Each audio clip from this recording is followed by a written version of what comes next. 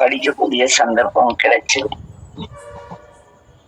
அந்த நேற்று நம்முடைய மணிவாசகம் சொல்லிச்சு, என்னையும் தன் சொன்ன வெந்நீரை நீட்டு தூணெறியே அப்படின்னு வரும். என்னையும் தூணெறியே சேரும் வண்ணம் அண்ணல் எனக்கு தூய்நெறியே சேரும் வண்ணம் அண்ணனை கருளியவாறு ஆர்விருவர் அச்சுவேனர். இன்னைக்கு அதே வார்த்தைய அப்பரடிகள் திருத்தாண்டத்துல திருத்தலையாள நாட்டுல பாடிட்டார். லோகநாதையா நமச்சிவாய வாழ்க. எப்படி பெருமான் இருக்கிறார் அப்படின்னு நம்முடைய நாவுக்கரசடிகள் பேசுறாரு. தொண்டர்க்கு தூணெறியாய் நின்றான் தன்னை, சூழ்நரைகள் வீழாமே காப்பான் தன்னை, அண்டத்துக்கு அப்பாலைக்கு அப்பாலானை, ஆதிரை நாள் ஆதரித்த அம்மான் தன்னை, முண்டத்தின் முளைத்து எழுந்த தீயானானை, மூவுருவத்து ஓருருவாய் முதலாய் நின்ற தண்டத்தில் தலையாளங்காடன் தன்னை சாராதே சால நாள் போற்றினேனே அப்படின்னு ஒரு அற்புதமான இந்த தூணெறிங்கிற வார்த்தையே பெரும்பாலும் நம்முடைய திருமுறையாசி எல்லாரும் அங்கங்க கையாண்டிருக்காங்க. நேற்று மணிவாசகர் கண்டார், இன்று நம்முடைய திருநாவுக்கரசடிகள் அதே வார்த்தை அங்க என்னையும் தன் சொன்ன வெந்நீரை நீட்டு தூய்நெறியே சாரம் பண்ணணும்னு பாடினாங்க. இன்னைக்கு என்னன்னு பாடாரு, தொண்டர்க்கு தூணெறியாய் நின்றான் தன்னை, சூழ்நரைகள் வீழாமே காப்பான் தன்னை, நரகத்திற்கு போகாம இந்த தூணெறிக்கு இங்க விளக்கம் கொடுத்துட்டார் நாவுக்கரசடிகள். அதாவது நீங்கள் அழுக்காரவா வெகுளி இன்னாச்சொல் நான்கையும் சுமந்து கொண்டு பிறரை துன்புறுத்தி வாழ்ந்தால் நமக்கு கிடைப்பது நரகம். ஆக சூழ்நரைகள் வீழாமை காப்பான் யாரை? தூணெறியாய் நின்ற சிவம். அந்த தூணெறியாளர் யாருன்னா தூய வெண்ணீற்றர், தூய உள்ளத்தினர், தூய ஆடையர், தூய செயலினர் என்று அனைத்துமே தூய வடிவாக இருக்கும் பொழுது அங்கே பெருமான் என்ன செய்யறார்? நரகத்தில் விழாமல் காப்பாற்றுவார். அப்படிப்பட்ட அந்த பெருமான், சரி, அப்படிப்பட்ட பெருமான் ஏன் இந்த திருநீர் அணிந்தால்தான் சிவருமான ஆட்கொள்வாரா? இது ஒரு கேள்வி, பெரிய கேள்வி. இன்னைக்கு 2-3 பேருங்கிட்ட கேட்டாங்க, என்னங்க நீங்க பாட்டுக்க திருநீர் பத்தி பேசிட்டு இருக்கீங்க, திருநீர் வைக்கலன்னா சிவன் ஆட்கொள்ள மாட்டாரா அப்படின்னு. இல்லைதானே, அது எனக்கு அதை பத்தி தெளிவில்லை. ஆனா குருஞான சம்பந்த பெருமான் மிக சிறப்பா சொல்லியிருக்காரு.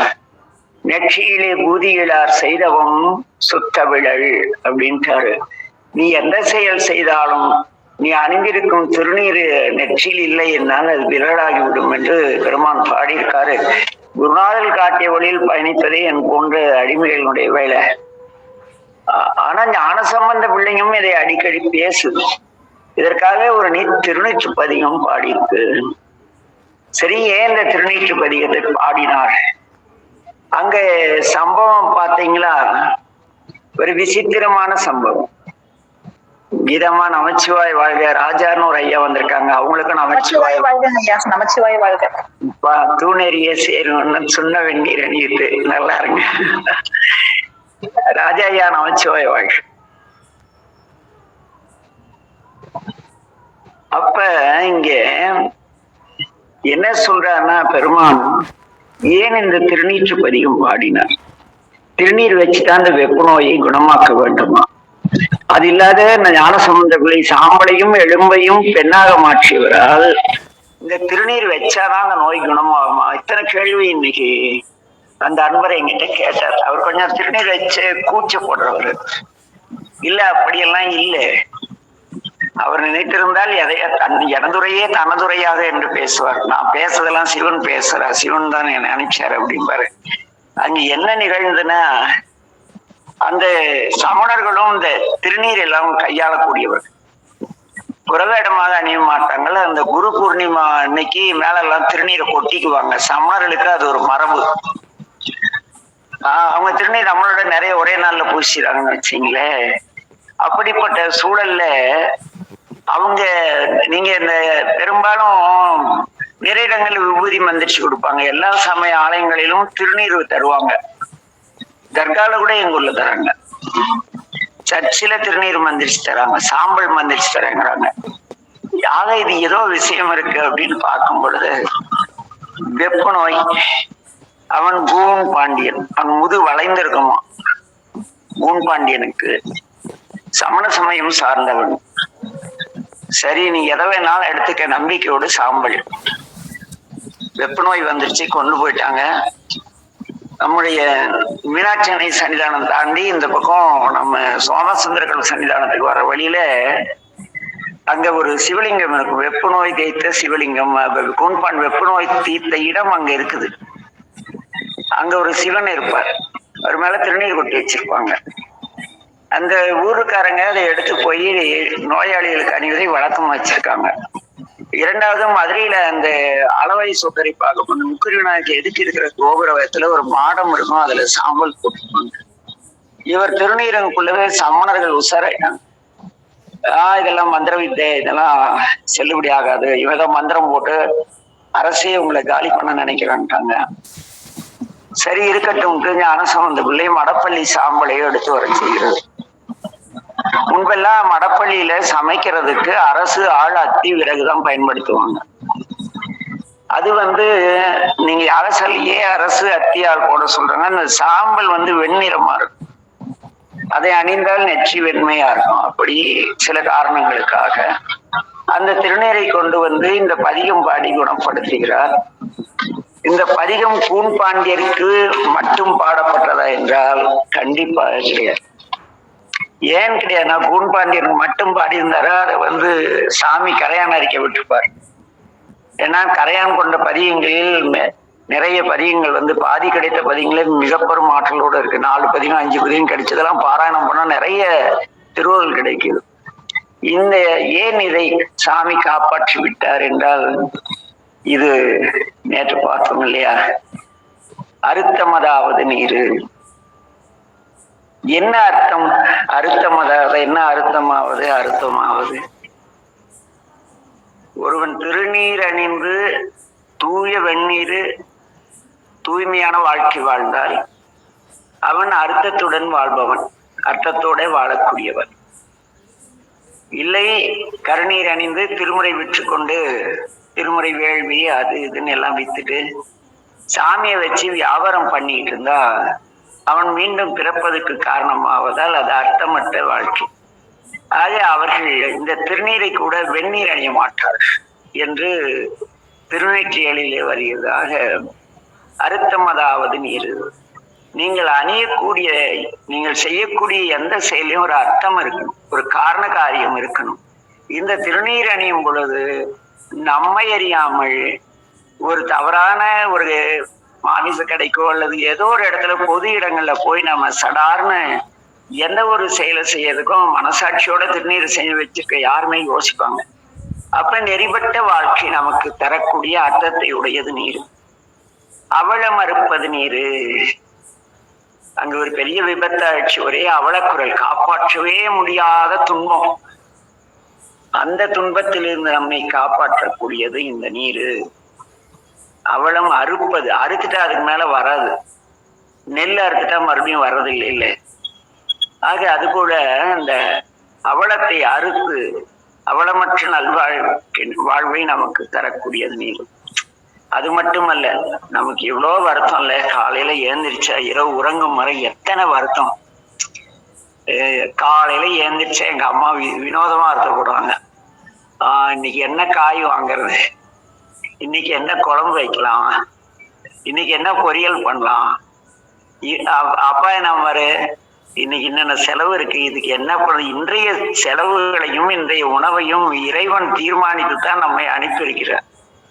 என்ன, இன்னைக்கு எனக்கு சோறு கிடைக்குன்னா எப்படியாவது கிடைக்கும். நேற்று பாலனாவை கொண்டு போய் விட்டுட்டு வரக்குள்ள எதிர்பாராதமா அருமையான களி, கீரை, தட்டைப்பயிர் குழம்பு, பாசி பயிர் எதிர்பார்க்கவே இல்லை. விசித்திர சிற்றுண்டி விடுதின்னு போட்டுருந்தான், அங்க போனா இப்படி சாப்பாடு. ஆக எனக்கான உணவு எனக்கு கிடைக்கிறது. அவரு கிடைக்காத முடிவு பண்ணிட்டா இன்னைக்கு காலமே ஒண்ணும் இல்லைன்னா ஒண்ணும் கிடையாது. அதுக்கு ஏன் நான் வருத்தப்பட்டுக்கிட்டு இருக்கணும் இல்லையா? தேவையற்ற வருத்தப்படாமல் நம்மை செம்மைப்படுத்தக்கூடியது இந்த திருநீர். தொடர்ந்து நிறைய திருநீர் அணிந்த கங்காளன் பூசும் கவச திருநீற்றை மங்காமல் பூசி மகிழும் எல்லோருமே இன்பமாகத்தான் இருக்கிறார்கள். என்ன, ரெண்டு வித இன்பம் உண்டு. ஒன்று பொன் பற்றி அதனால் நிறைய பணம் கிடைச்சது. இன்னைக்கு வேலைக்கு போனாங்கயா, ஒரு 40,000 ரூபாய் கிடைச்சது, அது ஒரு இன்பம். ஐயா நீங்க வீட்டுல எல்லாம் தங்கச்சி அவங்க ரொம்ப சந்தோஷமா நிம்மதியா அருமையான வாழ்க்கைங்க, அது ஒரு இன்பம். ஆக அங்க யார் வந்தாலும் என்ன உடம்புற வந்துச்சா காய்கறி செலவு எல்லாம் கணக்கு பார்க்காத அளவுக்கு செல்வத்தை தந்து வருத்தம் தணிப்பது நீர், வானம் அளிப்பது நீர். இந்த திருநீர் அணிந்தால் வானுலக ஆகலாம். அது என்ன எல்லாம் வானுலகு இங்கே வாழ முடியல, செத்து போய் அங்க என்ன வாழுதுன்னா அங்கதான் சூக்குமம் இருக்கிறது. இந்த பூமி சிவன் உய்ய கொள்ளும் பூமி, அப்படித்தானே திருமறை பேசுது. இந்த பூமி சிவன் உய்ய கொள்ளுமாறு. ஆக இந்த பூமியில் தான் தேவாதி தேவர்களும் இந்திரன் முதல எல்லோரும் இங்கு வந்து தவம் செய்து இறைவனை வழிபட்டுத்தான் அவர்களுக்குரிய உயர்நிலையை அடைந்தார்கள். இந்த பூமி தான் சிவலோகம். எந்நாடுடைய சிவன், எந்நாட்டவர்க்கும் இறைவன் மட்டுமல்ல. முன்னே தோன்றி முளைத்தான் கண்டார். முன்னே தோன்றி முளைத்தவன் நம்பெருமான் எங்க இருக்காரு? இங்கதான் இருக்காரு, திருவாரூர்ல. இல்ல, ஆழம் தரித்தலிங்கம், ஆளவாய் சொக்கலிங்கம், சுயம்பு. இங்கே தோன்றி முளைத்தவர் இங்குதான், மதுரையில் வந்துதான் எவ்வளவு அருள் பெற்றிருக்காங்க. கரிக்குருவில இருந்து இந்திரன் வரைக்கும் பெரிய பெரிய இவ்வளவு விஷயம். 64 திருவிளையாடல் போற்றி வெளியிட்டிருக்கு திருவருள். எங்க சொக்கரா பெருமானுடைய பேரருட்கருநாள் வெளியிட்டிருக்கு. அதுல ஒவ்வொரு திருவிளையாடலையும் 2 வரியில சொல்லி போற்றி அப்படின்னு என்னுடைய திருவிளையாடல் 64 மனனம் செய்யும் வண்ணமாக இந்த போற்றி கழிவன்பா.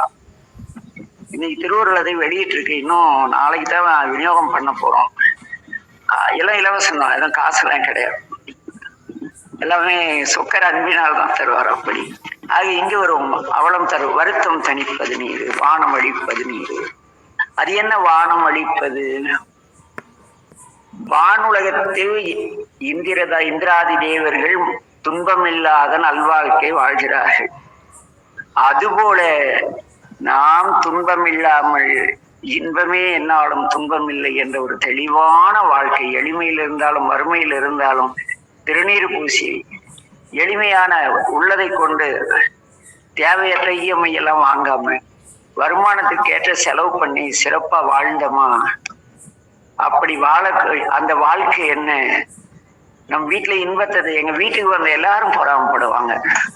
உங்க வீட்டுல நாங்க குறைகள் எப்படிங்க இப்படியே சிரிச்சுட்டே இருக்கீங்க எல்லாரும். எங்க வீட்டுல சண்டே வந்தது கிடையாது, சோறு இல்லைனாலும் சண்டை வந்து கிடையாது, எது இல்லைனாலும் சண்டை கிடையாது. எல்லாம் யாரும் வந்துட்டாலும் சரி ரைட் வந்துட்டாங்களா, எவ்வளவு பேருப்பா பவன்ல இருந்து எவ்வளவு பேர் வராங்க? 40 பேர். சரி, பிள்ளைல ஏழை பிள்ளைங்க நல்லா சாப்பிட்டுருக்க மாட்டாங்க, விடிய எவனத்துல கடை வாங்கிட்டா போகுது, ஜாலியா தான் சொல்லுவாங்க. அப்பா அங்க என்னன்னா, அந்த வானத்தில் எந்த இன்பம் கிடைக்குமோ அந்த மகிழ்வு நாம் வாழும் வீட்டில் கிடைக்கும். அறம் பொருள் இன்பம் வீடு என்று செய்வோம் பேசும். அறவழியிலே பொருளீட்டினால் இன்பமாக வாழலாம். இன்பமாக வாழ்ந்தால் வீட்டிற்கு போனா நிம்மதியா இருக்கலாம். லஞ்சம் வாங்கி மரவழியிலே பொருளீட்டி உழைப்பில்லாம ஊர்பட்ட சம்பளத்தை வாங்கி வீட்டுக்கு போய் எல்லாரும் நோயாளிகளா இருக்கக்குள்ள அந்த வீட்டுல நமக்கு என்ன கிடைக்கும்? நிம்மதி இருக்காது இல்லையா?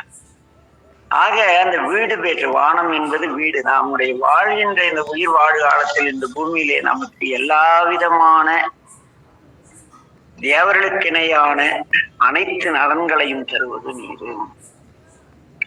பொருத்தமதாவது நீரு. யாருக்கு பொருத்தமாவது? புண்ணியர்களுக்கு. யார் புண்ணியர்? சிவசிவ என்கிற தீவினையாளர், சிவசிவ என்கிற தீவினை மாளும், சிவசிவ என்றிட தேவரும் ஆவர், சிவசிவ என்ன சிவகதி தானி. ஆக நீங்கள் எவ்வளவு கொள்வாரேனும் குணங்கள நல்லன இல்லாராக இருந்தாலும் சரி, இந்த திருநீர் பூசினால் புண்ணியராவார்கள். ஏனெனில் இது எல்லோருக்கும் பொருத்தமானது. இது என்ன செய்யும்? நமக்கு மிகப்பெரிய வானம் அளிப்பது, தேவேந்திரனுக்கு இணையான மகிழ்ச்சியான வாழ்க்கை. பெரும் செல்வம், காரு அதெல்லாம் ஒன்றும் பெருசா இல்லம்மா. வீட்டுக்கு போனா நிம்மதியா சாப்பிட்டு நிம்மதியா தூங்கி சந்தோஷமா வீட்டுல இருக்கிறவங்கெல்லாம் பேசிட்டு என்ன பெரிய செல்ல தூக்கி போட்டு என்ன கண்ணு ஒடியா அப்படின்னு குழந்தைய கூப்பிட்டு அப்பா கொஞ்சி என்ன சீரியலா டிவி ஆஃப் பண்ணிட்டு கணவன் மனைவி நல்ல மாமனார் மாமனார் ஜாலியா பேசி மகிழ்ந்திருக்கும் அந்த சுகமான வாழ்க்கை தான் வானம் அளிப்பது. என்ன அடுத்து எயிலது அட்டது நீர், இருமைக்கும் உள்ளது நீர். இந்த திருநீற்றுக்கு இணையானது எதுவும் கிடையாது. இந்த திருநீற்றுக்கு எந்த விதமான தீட்டும் கிடையாது. எங்க வேணாலும் வச்சுக்கலாம். நம் சைவத்துல இறந்தவனுக்கே திருநீர் பூசி விடுறாங்க, அந்த உடலுக்கு பூசுறாங்களா இல்லையா? ஆக இது தீட்டுங்கிற வார்த்தை தமிழ் திருமுறையில இன்னொரு பெரிய அற்புதமான விஷயம்னா, எங்கேயும் தீட்டுங்கிற வார்த்தையை திருமுறையில ஒரு இடத்துல கூட வரலம்மா. அவ்வளோ இங்க என்னங்கிறாருமா, அது எந்த விதமான துன்பங்களையும் அண்டவிடாமல் தடுக்கக்கூடியது நீரு. இருமைக்கும் உள்ளது நீர், இம்மையே தரும் சோறும் கூரையும் செம்மையே சிவலோகம் ஆளலாம். ஆக இருமைக்கும் உள்ளது நீரு. பயிலப்படுவது நீரு. அது என்ன பயில திருநீரை போய் எப்படிப்பா படிக்கிறது அப்படின்னு ஒண்ணு இருக்குல்ல. திருநீர் என்ன பயிலப்படுவதுன்னு கொடுத்திருக்காரு, திருநீர் எப்படி படிக்கிறது? ஐயா ஏதாவது விளக்கம் தெரியுமா ஐயா? பாலசுப்ரமணியம் ஐயா, அது என்ன ஞானசம்பந்த பிள்ளை பயிலப்படுதுன்னு அதை போய் படிக்க முடியுமான்னு? கண்டிப்பா முடியும். எப்படின்னா, திருநீர் அணியும் பொழுது நெறிப்பட்ட வாழ்க்கை நமக்கு இயற்கை கற்றுத்தரும். நாங்க மேட்டூர் அணையில நீர் வட்டிருச்சு போயிட்டு ஒரு இடத்துல இறைவன்கிட்ட போய் பெரியவரானத்துல சில பாடல்கள் பாடிட்டு திருவாசம் முடிச்சுட்டு மிகுந்த பசி, என்ன பண்ணுதுன்னு தெரியல. ஒரு டீ கடையை போய் நானும் ஈரோடு முத்தொண்டீஸ்வரரை போய் அவரு கௌரி சங்கர் ஒரு 10 பேர் நின்னுட்டு டீ குடிச்சிருக்கோம். ஒரு நல்ல குடியாரன் வரார், வந்துட்டு எங்களை பார்க்கிறார். என்ன நீங்க எல்லாம் திருநீர் வச்சிருக்கீங்க அப்படின்னா, ஆமா திருநீர் வச்சிருக்கோம். ருத்ராட்சம் வேற போட்டுட்டீங்க அப்படின்னா, ஆமா ருத்ராட்சம் போட்டிருக்கோம். நாங்க சபரிமலைக்கு போறப்ப மாலை போட்டா நான் தண்ணி அடிக்க மாட்டேன், வீட்டுக்கு போக மாட்டேன், மரியாதை சோறாக்கி தின்னுட்டு இருப்பேன். இவ்வளவு திருநீர் பூசிட்டு எச்சட்டம்ல டீ வாங்கி கொடுத்து ஏன் சிவனுடைய திருநீரை அசிங்கப்படுத்துறீங்கன்னா குடியாரன். நம்மதான் அடிக்க போடுவோம்ல, எல்லாம் டென்ஷன் அடி குடியாரு. நாங்க கம்ம நிறைவன அவங்க குரு திருநீர் அணிந்தவன் கண்ட இடத்துல போய் எச்சட்டம்ல டீ குடிக்க கூடாதுன்னு நாகரிகத்தை பயிற்றுவிப்பவன் இந்த குடிகாரன். ஆக பயிலப்படுவது நீர். அங்கே ஒழுக்கம் கடை, கண்ட கடையில போய் இப்பெல்லாம் பயந்துட்டு தான் டீ குடிக்கிறாங்க. அது கடைக்கு போய் இந்த யூஸ் அண்ட் த்ரோ டம்ளர், சமயத்துக்கு ஒரு டம்ளர் எடுத்துட்டே போயிடுறேன். எங்க போனாலும் இந்த டம்ளர்ல டீ போடுங்க, எவனா ஒரு குடிகாரம் பார்த்துட்டு ஐயோ திருநீர் வச்சுட்டு அப்படின்னா. ஆக பயில் நமக்கு ஒழுக்கத்தை கற்றுத்தருவது நீர், பாக்கியமாவது நீர். என்ன பாக்கியம் செய்தனோ, இந்த அம்மா எங்க வீட்டு அம்மா வந்துச்சு, என்ன பாக்கியம் செய்தனோ. பாக்கியம்னா என்ன? புண்ணியம். நாம் தரக்கறியாத பெரும் ஒரு பொருளை நமக்கு தருவதற்கு பாக்கியம்னு சொல்றது. யாருக்கும் கிடைக்காத ஒண்ணு எனக்கு கிடைச்சுன்னா நீங்க ரொம்ப பாக்கியம் பண்ணிருக்கீங்க. யாருக்கும் கிடைக்காது, உங்களுக்கு கிடைச்சிருக்காங்க. இந்த பிரபஞ்சத்திலே இத்தனை கோடான கோடி உயிர்கள் எங்க மேட்டூர்ல கிட்டத்தட்ட 16 இடங்கள் திருநீர் வச்சு ஒரு கெத்தா நான் மட்டும்தான் இன்னும் தெரிஞ்சிட்டு இருக்கேன். பூசாரிங்க வைக்கிறதெல்லாம் சும்மா கோடு போட்டுவாங்க. முறைப்படி அந்த மந்திரம் சொல்லி 16 இடங்கள்ல திருநீர் அணிந்து மங்காமல் பூசிட்டு ஒரு கெத்தா தெரியுதுன்னா கண்டிப்பா நம்ம அப்படி. அங்க என்னது பாக்கியம், கர்வம் கிடையாது.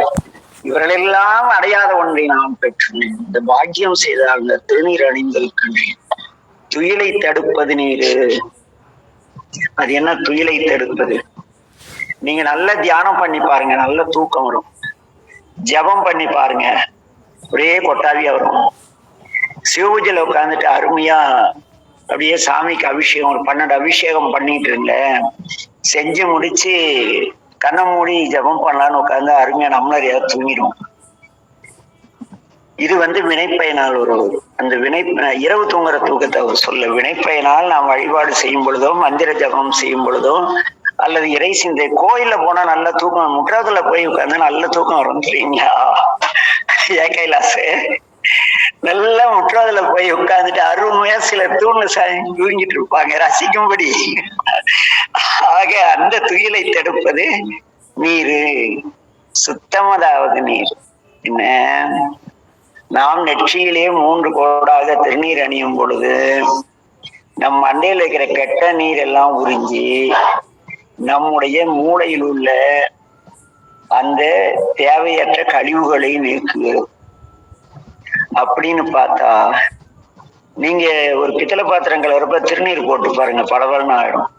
ஒரு பித்தளை பாத்திரமே திருநீர் போட்டா பளபளன்னு ஆகக்குள்ள இந்த மாயினால் பற்றி இருக்கிற மாயை பற்றி தான் இருக்கு, நம்ம பற்றல, மாயை நம்மை பற்றி இருக்கிறது. அந்த பற்றுதலை நீக்கி இந்த திருநீர் பூச பூச என்னாகும், மாயினுடைய பற்று நீங்கும். அதுதான் சுத்தம். சுத்தமதாவது நீர்.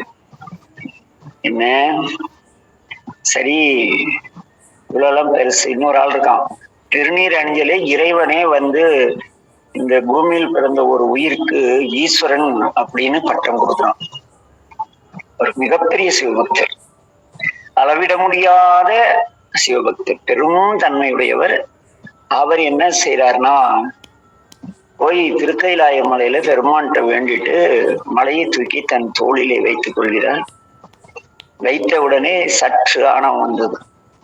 என்ன, நான் திருநீர் வச்சிருக்கேன் சாமி, அதெல்லாம் கைலாச தூக்கிட்டார். அந்த திருநீர் வச்சிருக்கேன் கைலாச தூக்குற தவம் கிடைச்சுன்னு என்னாம நான் திருநீர் நான் வந்ததும் 1000 ஆண்டு அழுதான்.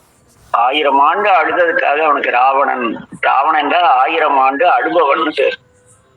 இவன் 1000 ஆண்டு அழுது ஈஸ்வர பட்டம் பெற்றான். அதனால அவனுக்கு ராவணேஸ்வரன் பேர். அதனால நாம் எவ்வளவு பெரிய அடியாராக இருந்தாலும், எவ்வளவு திருவேடம் தாங்கி எவ்வளவு பணி செய்தாலும், நாம் நான் செய்கிறேன் என்ற எண்ணம் வந்தால் சாமி நம்ம என்ன செய்வார், ராவணனுக்கு செய்து விடுவார் என்பதை ஞாபகம் ஊட்டவே இந்த 8வது பாடலோடும் நம்முடைய ஞானசம்பந்த பிள்ளை இந்த ராவணன் மேலது நீரு, எண்ணத்தகுவது நீரு.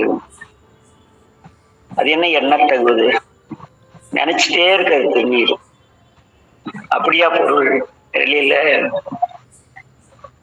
ஆக எண்ணத்தகுவது நீர். எல்லோரும் பார்த்த உடனே இவர் நல்லவர் போலும், திருநீர் அணிஞ்சிருக்காருப்பா, இவர்கிட்ட கேட்போம்.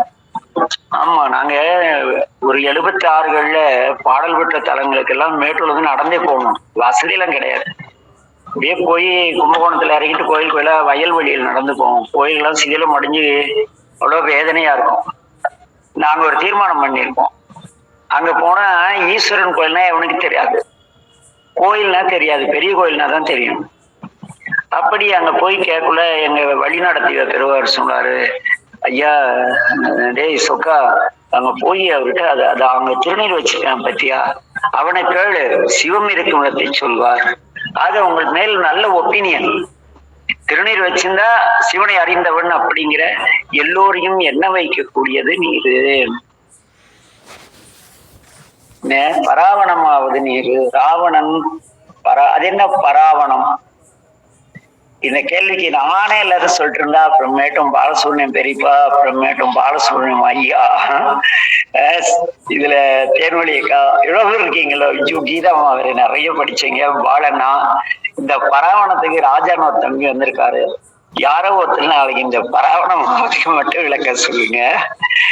அடுத்து பாவம் அறுப்பது நீரு. அது என்ன பாவம்? நான் மட்டும் நல்லா இருந்தா போதும்னு நினைக்கிறது பாவம்.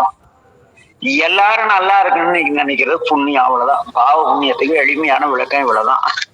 பாவம் அறுப்பது நீர். நான் மட்டும் என் சார்ந்தல் மட்டும் நல்லா இருந்தா போன நினைக்கிறோம், பூரா பாவி. இந்த உலகம் நல்லா இருக்கணும், உலகம் நல்லா இருந்தா நானும் நல்லா இருப்பேன்னு நினைக்கிறவரு புண்ணியவான்.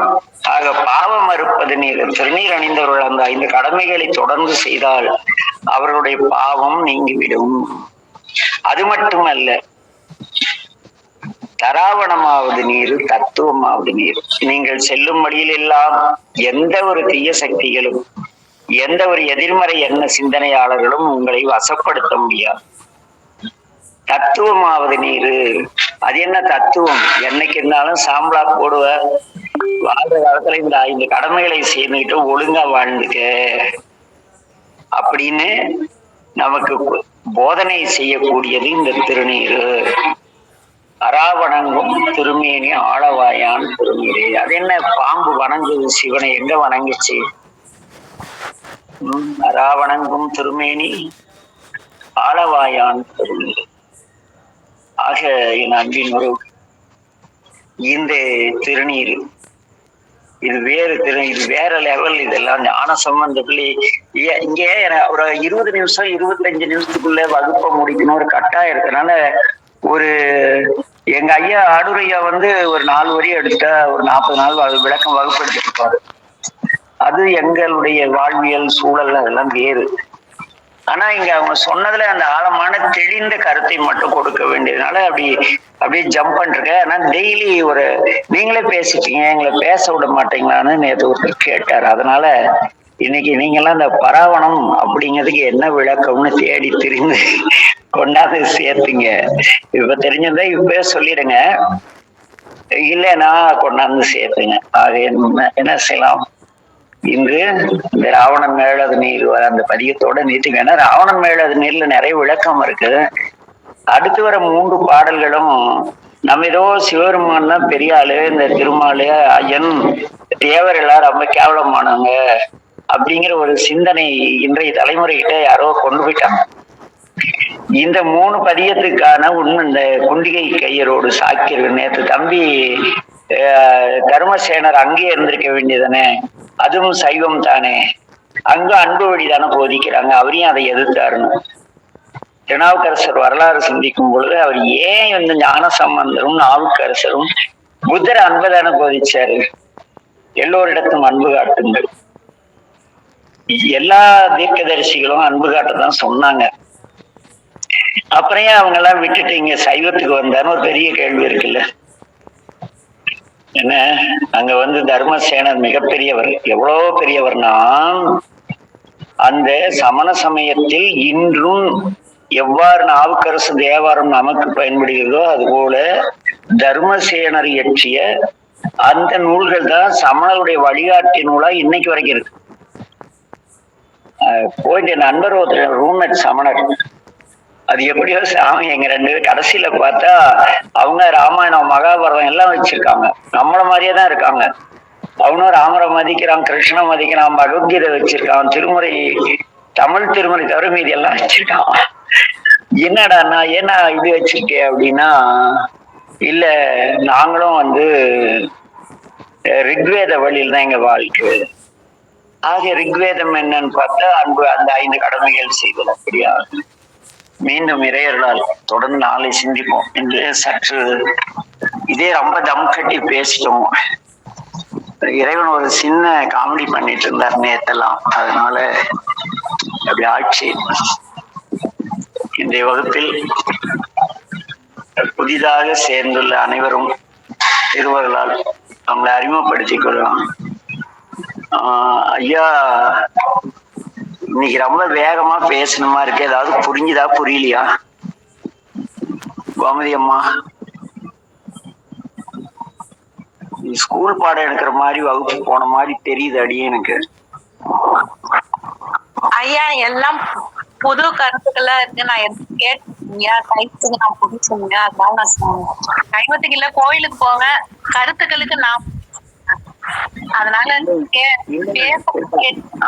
அதுக்காக இல்லைங்கம்மா, ஸ்கூல்ல பாடம் நடத்துற மாதிரி இருந்ததா, ஏதோ புரியுற மாதிரி இருந்தான்னு கேட்டேன். புரியுற மாதிரி இருக்கு, புரியுதுங்கய்யா. ஆனா எனக்கு திருப்பி சொல்ல தெரியலீங்க, அவ்வளவுதான். இல்ல புரியுது புரியல அவ்வளவுதான், ரெண்டுல ஏதோ ஒண்ணு சொல்லிக்கலாம். புரியுதுங்க புரியுதுங்க. ஏன்னா நீ ரொம்ப வேகமா ஒரு தம்ல எப்படியாவது இன்னைக்கு வகுப்பு கட் பண்ண கூடாதுன்னு தான் பேசிட்டு இருக்கேன். கொஞ்சம் உடல்நலம் அப்படி இருக்கு, அதனால. ஐயா கீதம்மா, நேத்த விட இன்னைக்கு வேகமா வகுப்பு ஓடிடுச்சோ?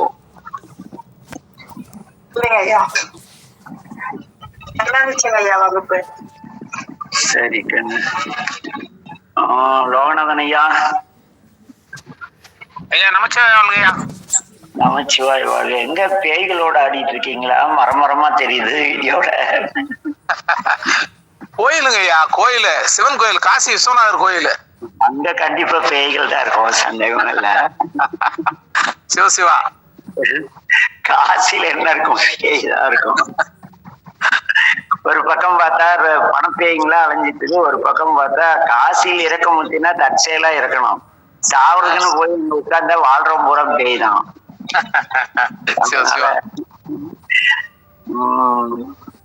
ஐயா பெரியப்பா பாலசுப்ரமணியம் ஐயா, ஐயா போன இது ஒரு இதாகி கொஞ்ச நேரம் கேட்க முடியாம போச்சு. சரிங்க. அப்புறம் மறுபடியும் போட்டா மறுபடியும் வந்தது. அவர் தம்பி பதிவோட நீங்க உங்கள்கிட்ட பேச கேட்டுட்டே இருக்கிறோம் ஐயா. சரி சரி, நல்லா இருக்கு, அதான் தெளிவா சொல்லுவீங்க. அது புரிஞ்சு கொஞ்சம் கூட வந்தா அடுத்தால இன்னொரு சொல்லும்போது நல்லா புரிஞ்சுக்கிறோம் ஐயா. இவ்வளவு தெளிவா யாரும் சொல்லதே இல்லை, நீங்க அழகா சொல்லுவீங்க ஐயாவுடைய இதுதான் ரொம்ப பிடிச்சிருக்கு ஐயா. பெருமானுடைய கருணை. கோமதி அம்மா, நமச்சிவாய் வாழ்வீங்க. கோமதி அம்மா சொல்லுங்க. சொல்லுங்க உங்க கருத்தை. இந்த வகுப்பு மற்ற நாட்கள வேகமா ஓடிச்சா இல்ல கரெக்டா நடந்தது? கரெக்டாக தாங்க நடந்தது. ஏன்னா பார்த்தா 8:45 4 பாடல் விளக்கம் சொன்ன மாதிரி இருந்ததா, ஐயோ ஓடிட்ட மாட்டிருக்குன்னு ஒரு கவலை வந்துருச்சு. தேன்மொழியம்மா. நமச்சிவாய் வாழ்வையும். நமச்சிவாய் வாழ்க. சொல்லுங்க.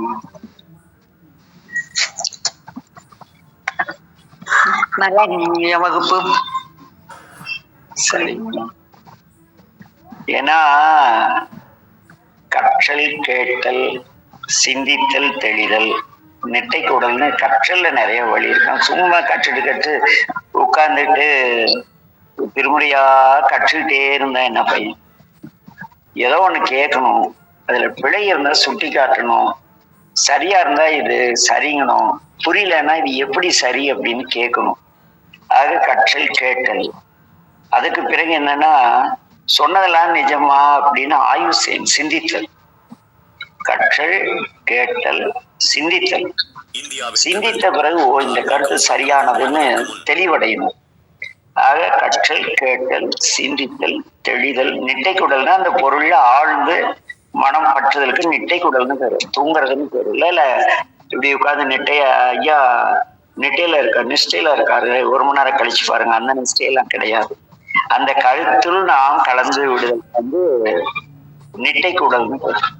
கற்றல், கேட்டல், சிந்தித்தல், தெளிதல், நிட்டை குடல். ஆக ஒரு பொருளை சிந்திக்கும் பொழுது ஒரு இது திருமுறை படிச்சுட்டீங்க, சரி படித்த பிறகு இது என்ன பொருள்னு அது தெரிஞ்சுக்கணுங்கிற சூழல் நிறைய பேருக்கு இல்லை, அல்லது என்ன பாடுன்னு நம்ம தான் சொல்றோம்ல, இதை பாடுறா எல்லாம் கிடைச்சிருங்களா? எப்படா கிடைக்கும் பாடுனா? நானும் தான் கோளறு 50 வருஷமா படிச்சுட்டு இருக்கேன், என் கஷ்டம் கடன் தீரவே மாட்டேங்குது, வந்த நோய் போக மாட்டேங்குது, சோறு கிடைக்க மாட்டேங்குது, என்னடா பண்றது அப்படின்னா, இல்லைங்கயா நீங்க ஒழுங்கா படிக்கலன்னு எஸ்கேப் ஆயிடுறாங்க. சொல்லிய பாட்டின் பொருள் உணர்ந்து எது உணர்வு, எதை உணர்த்துகிறது இந்த வார்த்தை, இந்த வரி எதை உணர்த்துகிறது? எழுதின அவளம்னா யாரு? பாண்டிய மன்னன் அவலத்தையே என்ன அவலத்தையும் மறுக்குமா? இப்படி கேள்விகளால் சிந்தித்து சிந்தித்து சிந்தித்து என்னுடைய அவலத்தை அவருக்காக மட்டும் பாடினா இந்த நூலை கரையை நீங்க விட்டுருப்பாரு சாமி. ஏன்னா 16,000 சொச்சம் பாடல 4,000 சொச்சம் தான் கிடைச்சிருக்கு, மீறி 12,000 கரையான் தின்றுச்சு. இதெல்லாம் ஏன் காப்பாத்தி கொடுத்தாருன்னா இது போதும்னு நினைச்சார் நடராஜவர்மா. ஆக இங்க ஒவ்வொரு பதிகங்களும் நமக்காக ஞானசம்பந்த பிள்ளை ஆசானாக, சும்மா சைவ குரு முதல்வர் ஞானசம்பந்தர் பாதமலர் தலை கொண்டு திருத்தொண்டு வருவான்னு பேசுறதுக்கே 1000 ரூபாய் வாங்கி 5000 வாங்கி 10,000 வாங்குற முட்டா பசங்களை எல்லாம் குருன்னு ஏத்துக்கிட்டு வாழ்ந்த கடை தரவே முடியாது. ஆக ஞானசம்பந்த பிள்ளை நமக்காக விட்டு சென்ற உபதேசங்கள் தான் இந்த திருமுறைகள். நால்வர் பொற்றாழிய முகித்துணையன்னு சொல்லுவாங்க. அது என்ன நால்வர் பொற்றாள்? இந்த திருமுறைகள் தான் நால்வருடைய திருவடிகள். இந்த நால்வருடைய திருவடிகள் ஆகிய திருமுறைகளை பற்றி கொண்டால் கண்டிப்பாக நாமும் பிறவா நிலை அடைவோம். அதை தவிர எவன் காசுக்கு திருமுறை கொடுக்கிறவன், தீட்சை கொடுக்கிறவன், திருமுறை விற்கிறவன், இங்கெல்லாம் போனா ஒண்ணுமே கிடைக்காது. நீங்க கரையே ஏற முடியாது. அவனோட நம்மள இங்கே கடல்ல நீச்சல் அடிச்சுக்க வேண்டியதான் கையினால். நாவுக்கரசடியில என்னங்கிறாரு, மனமெனும் தோணி பற்றி மதியனும் கோலை ஊன்றி சினமெனும் சரக்கை ஏற்றி. அவராவது மனமெனும் தோணியில போனார். நம்ம கை இந்த குருட்டு குருமார்கள்லாம் குதிங்கிட்ட ஆறுக்கு கரை சேர்த்துரும்பாங்க. ஆத்துல குதிச்சா நீச்சல் எப்படி கரை சேர்வீங்க? இங்க நீச்சல் என்பது இந்த திருமறைகள் எதை சொல்ல வருகின்றன, இந்த வார்த்தை எதை குறிப்பிடுகிறது, யாருக்காக சொல்லப்பட்டது, அதுல இந்த பாடல்கள் 10 வல்லவர் நல்லவர் தாமே அப்படிங்கிறாங்க. நல்ல நல்ல அடியார் அவருக்கு மிக, அது என்ன நல்ல நல்ல விளக்கம் சொல்லி கொடுத்தா தானே ஆத்துல குதிக்கணுக்கு கரைக்கு மார்க்கம் கிடைக்கும். இந்த கோளறு மாதிரி இந்த கோளறுபதிங்கிற ஆத்துல குதிச்சிரு இது ஒண்ணு கரை சேர்த்துனா எப்படிப்பா? ஆக திருவருள் ஏதோ செய்து எல்லோருக்கும் நல்லதே செய்து நல்லது நடக்கட்டும், அவ்வளவுதான். ஏன்னா இந்த வகுப்பே விடாப்பிடியா மிக இந்த ஆளு என்னை யாருக்கையும் பேசவே விடும். நம் பெருமான் இந்த குருஞான சம்பந்தட்ட போய் என்னை போல மனக்குழப்பத்தில் நிறைய பேர் இருக்காங்க, தெளிவிக்கணும். ஒரே ஒரு ஆத்மா மனமொழி அதனால இந்த சாமி அரியணை சபையை வச்சு சாதிச்சு என்னுடைய அறியாமை. ஏன்னா கட்டதெல்லாம் மறந்துருச்சானே. எங்க ஆடுரையா அவருடைய ஒரு 80 ஆண்டுகள் ஆன பிறகு அவரை பார்க்க போறப்பெல்லாம் நான் படிச்சதெல்லாம் கைலாஸ் போறப்ப ஞாபகம் வச்சுக்கான்னு பார்த்ததுக்காக சொக்கர் வந்துட்டு ஆய்வு செய்ய வந்திருக்காரு அப்படிம்பாரு. அது போல குருஞான சம்பந்தர் இந்த ஆன்மா வெளியே கிளம்பும் பொழுது கட்டதையெல்லாம் மறந்து விட்டதான் பாக்குறதுக்காக இந்த பார்த்துட்டு இருக்காருன்னு நினைக்கிறேன். அதனால எல்லாம் அவருக்கு சொந்தமானது. ஒரே ஒரு குரு ஞான சம்பந்த பெருமான். அதை விட தெளிவாக உணர்ந்து வழிபாடு செய்ய வேண்டுமான திருநாவுக்கரசுடைய தேவா. நீங்க எதையும் கண்டுக்காம இதை படிச்சா நல்ல பொருள் தெரிஞ்சு படித்தா உடனே எல்லா காரியமும் கைகூடக்கூடியது ஞான சம்பந்த தேவா. ஆக யார் நாம் விடுதலை தந்து நம்மை காக்கிறார்களோ அவரே குரு. ஞான சம்பந்தரை விட பெரிய குரு யாரும் கிடையாது. சும்மா அங்க என்ன கல்லா இருக்கு கோயில்ல, ஞானசம்பந்தர் குரு பூஜை செஞ்சுட்டு அவருக்கு அலங்காரம் பண்ணி அவருக்கு 10 ரூபாய்க்கு மாலை வாங்கி போடுறாங்க.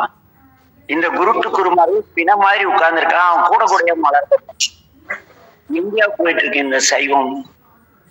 ஞானசம்பந்தர் அல்லவா இந்த குரு பூஜை அவ்வளவு சிறப்பா கல்யாணம் பண்ண ஞானசம்பந்தர் சிலை, அதுக்கு அவ்வளவு மாலை சிலைக்கு ஒரு அலங்காரமாக உருப்படியா ஒரு நல்ல வேட்டி நல்ல துண்டு தினந்தோறும் ஒரு மாலை ஞானசம்பந்தர் போட்டா பரவாயில்ல. 5000 10,000 20,000 30,000 வாங்கிட்ட திருமணி பேசுறவங்களுக்கெல்லாம் ஆளுயர் மாலை சிறையனூர் ஐயா அவங்க கிருஷ்ணகிரி இன்னொரு இடத்துல சொற்பொழிவு செஞ்சாரு. என்னை கூட்டி போயிருந்தாங்க. ஆனா சாமி மேல குடிச்சிடமா ஜாதி மேல 10,000 ரூபாய்க்கு மாலை கடுப்பாயிடுச்சு.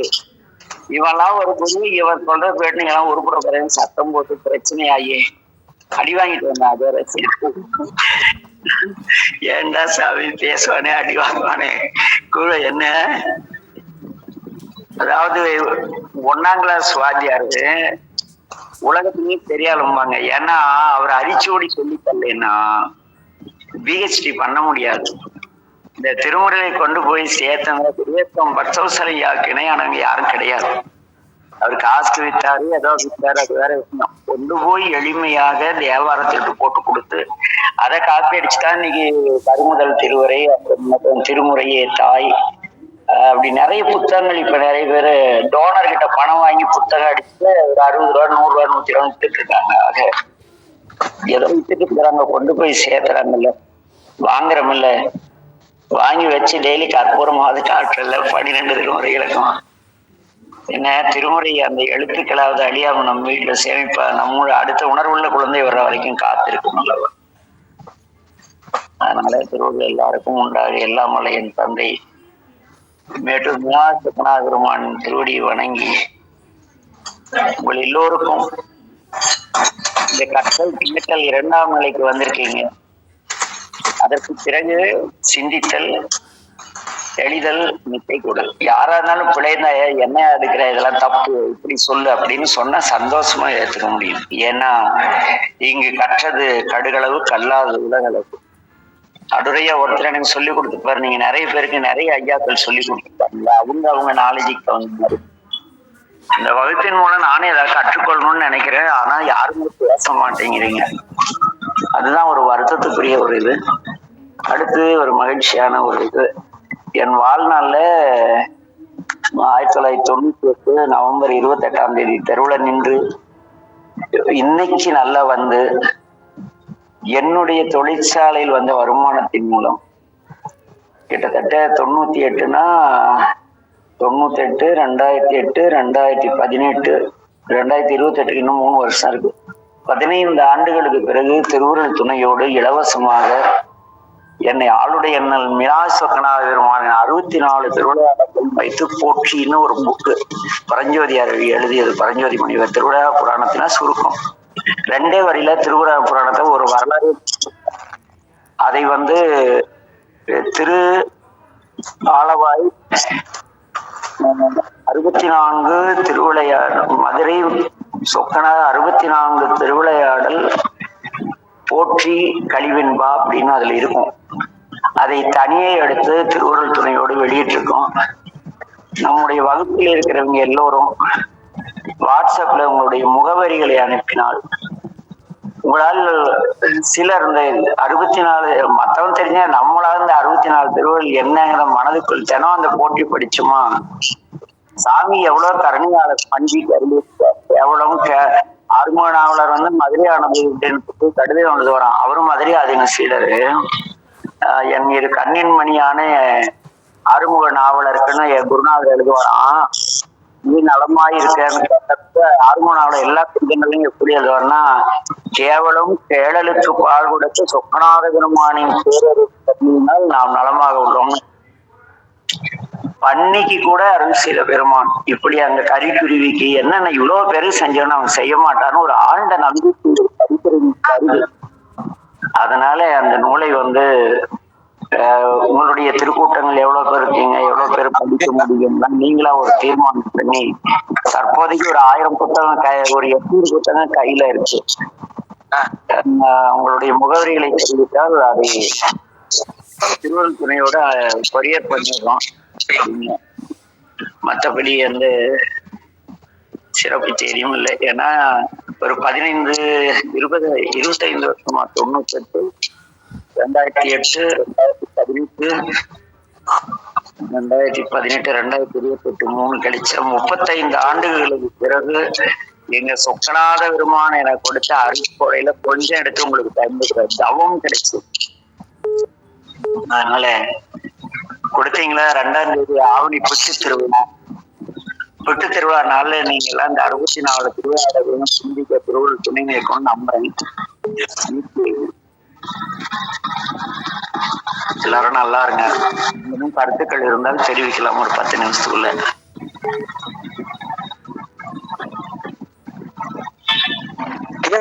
வாங்கய்யா, சொல்லுங்கய்யா.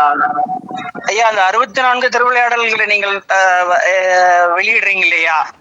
ஆமா. அது இந்த நம்ம இந்த குரூப்லயே எங்களோட அட்ரஸ் அனுப்பிடுங்களா ஐயா? இதுல தான் அனுப்ப சொன்னேன். இதுல போட்டாலும் வந்துடும்ல, எல்லாரும் அட்ரஸ் எல்லாம் தெரிஞ்சுக்கோங்க. எல்லாரும் நான் திடீர்னு மறைமலை நகர் போனா கீதா மோட்டல் போய் காலையில காஃபி குடிக்கிறேன். ஐயா, குரூப்ல மெசேஜ் டிசேபிள் பண்ணியிருக்கேன். இன்னும் 10 நிமிஷத்துல எனேபிள் பண்ணிடுவாங்க ஐயா, நீங்க யூஸ் பண்ணிக்கலாம். சரிங்க. அப்படியே வருஷம் பெங்களூர் போனா ராஜு வீட்டுக்கு போய் அவனுக்கு திட்டதோட நம்ம வளசுமனை வீட்டுக்கு போயிட்டு நிம்மதியா ஒரு காஃபி சாப்பிடலாம். கண்டிப்பா ஐயா, கண்டிப்பா விருந்தே சாப்பிடலாங்க ஐயா. வாங்க ஐயா, ஐயா கண்டிப்பா வாங்க. நம்ம அடியார்களோட சந்திக்கலாம். இங்க அம்மா இருக்கிறாங்க, இந்த அம்மா இருக்கிறாங்க, இன்னும் 2 3 ஐயா இந்த குரூப்ல இருக்காங்க பெங்களூர்ல இருந்து. நம்ம எல்லாம் சந்திக்கலாம். நம்ம வீட்டுக்கு வாங்க. அது போக நம்ம வீட்டுக்கு பக்கத்துலயே நம்ம சொன்ன மாதிரி பரமஹம்ச சச்சிதானந்த யோகீஸ்வரர் ஆலயம் இருக்குங்கய்யா, குருநாதர். நீங்க ஏற்கனவே சொல்லிருக்கீங்க, அங்கேயும் நீங்க வந்திருக்கீங்கன்ட்டு. ரொம்ப நாள் சொன்னீங்க. கண்டிப்பா கடப்பா சுவாமி மடத்துக்கு பக்கத்துல எங்க வீடுங்கய்யா. ஓ, சரி. அப்புறம் தென்காசி போனா இதனால எங்க தாத்தா விஸ்வநாத பாத்தீங்கன்னா இப்ப எங்க பெரியப்பா பாலசுரமியா போயிட்டு அவங்க கொஞ்சம் விசேஷமான சில உணவுகள்லாம் உண்டு தென்காசிக்கு.